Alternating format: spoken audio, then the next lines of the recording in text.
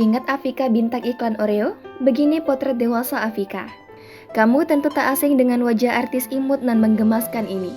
Dia adalah Afika Oreo. Dia dulu viral dengan jargon Afika, ada yang baru nih. Jargon itu dikenal lewat sebuah iklan Oreo di televisi.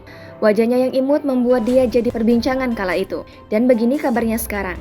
Nama aslinya Amanina Afika Ibrahim. Ia lahir di Jakarta 6 Januari 2006. Afika Oreo melekat pada dirinya saat menjadi bintang iklan Oreo pada 2012 lalu. Kini jadi member JKT48, berikut selengkapnya.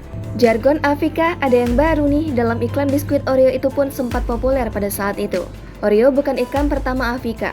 Pertama kali terjun ke dunia hiburan pada usia dini, Afika tampil dalam iklan susu Bebelak Star. Dalam iklan tersebut, Afika berperan sebagai pemenang kontes Bebelak yang menerima penghargaan, naik ke atas podium, dan menyampaikan ucapan terima kasih dengan tampang yang menggemaskan. Namanya semakin dikenal sejak membintangi iklan Oreo es krim rasa jeruk saat usianya 6 tahun. Dalam iklan yang menampilkan perbincangan dua anak kecil sedang berbagi Oreo ini, Afika tampil masih dengan tampang yang menggemaskan, dengan balutan baju musim dingin dan topi menutupi telinga.